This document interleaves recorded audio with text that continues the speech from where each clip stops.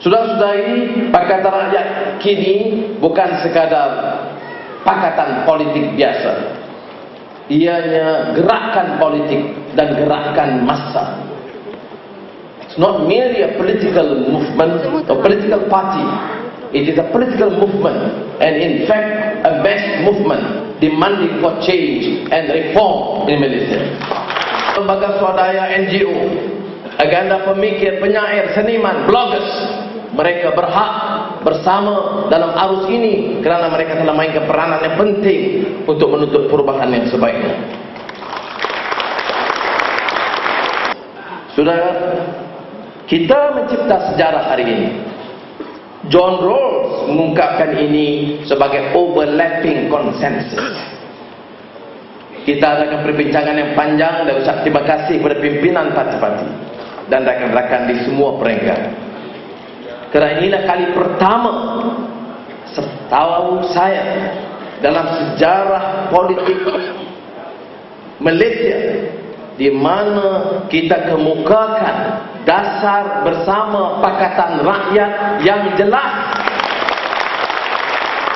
Ini mampu dilakukan kerana kita dapat angkat generasi baru Melayu yang yakin, yang tidak rasa terpinggir. Ada keyakinan baru di kalangan generasi baru Melayu. Ada keyakinan baru di kalangan generasi baru Cina, India dan Iban. Kerana keyakinan baru inilah, new sense of confidence, maka kita dapat meterai satu dasar Pakatan Rakyat yang dibentangkan pada hari ini. Saudara-saudari yang hormati sekalian, prinsipnya, saya ulangi, pertamanya meleburkan dasar perkauman yang sempit. Kita tidak akan menang kalau kita terus dengan semangat usang dan jun mempertahankan sudut perkauman dan meninggalkan prinsip keadilan bagi semua. Keadilan bermakna masyarakat yang miskin, yang majoritinya masih Melayu dan Bumiputera, terpinggir, termasuk Cina di kota dan India di estate, mereka harus diberikan perhatian dan pembelaan sewajarnya. Dan ini sumpah kita kepada rakyat dalam Pakatan. Hari ini kita cipta sejarah, dan sejarah ini menetapkan kita mengulangi hasrat kita mempertahankan kebebasan dan demokrasi tanpa tolak ansur. Demokrasi dari peringkat setinggi-tingginya sehingga prinsip kebebasan dan demokrasi ke peringkat akar umbinya. Semangat demokrasi untuk memilih pimpinan tertinggi di parlimen dan semangat demokrasi untuk menetapkan, dipertahankan sehingga di peringkat akar umbi di negara kita, termasuklah di peringkat kampung, desa dan perbandaran. Semangat ini mesti kita pertahankan kerana Pakatan Rakyat bergerak kerana menghormati hak rakyat yang memutuskan corak pimpinan di semua peringkat negara kita. Satu dasar Pakatan Rakyat yang bersejarah kerana dipersetujui oleh ketiga-tiga parti komponen PAS, DAP dan PKR.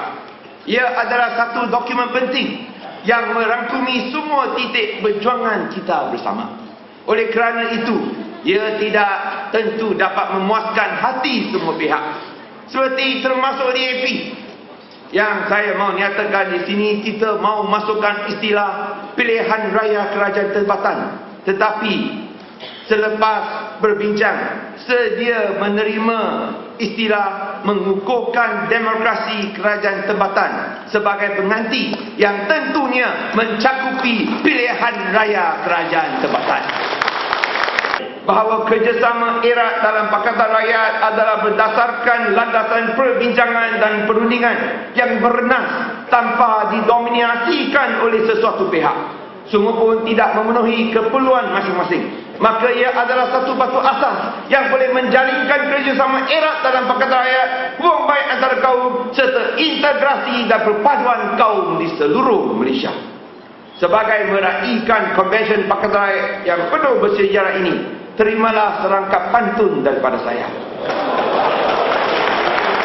Negara Malaysia anak berharga, adil ditegak, rakyat dijaga. Integriti bernyala, harapan bersinar, amal makruf nahi munkar. A people-centric government is based on the premise that a government can only be as good as its people. And if the people are good, the government must be good. If Malaysians are good, the government must be good. If the government is bad, it is not the people's fault, it is the government's fault. That is why the government we have now must be overthrown, so that a good government can establish in Malaysia. Pakatan Rakyat wants to grow great minds, not like the other side, the dark side. They only want to grow small minds because they want to oppress, repress, suppress and depress us forever. Sebenarnya kita mengalami demokrasi yang sakit tenang, dengan kongkongan yang menghalang rakyat menjadi hakim yang adil melalui mahkamah pilihan rakyat. Kerana saksi daripada media yang tidak memberi keterangan yang adil dan telus bagi semua pihak. Parti memerintah terus memerintah di masa pilihan raya sehingga menyalahgunakan alat-alat kerajaan, kementerian dan jabatan, jentera kerajaan dan pasukan keselamatan, sehingga undang-undang pilihan raya menjadi padang lapangan pilihan raya itu tidak sama rata. Gol kita sempit, gol dia luas, gol kita luas, gol dia sempit. Kita main bola dengan dia, dia boleh kaki kiri, kaki kanan, kita kaki kiri saja. Pengadilnya berat sebelah. Kadang-kadang pengadil pun shoot goal.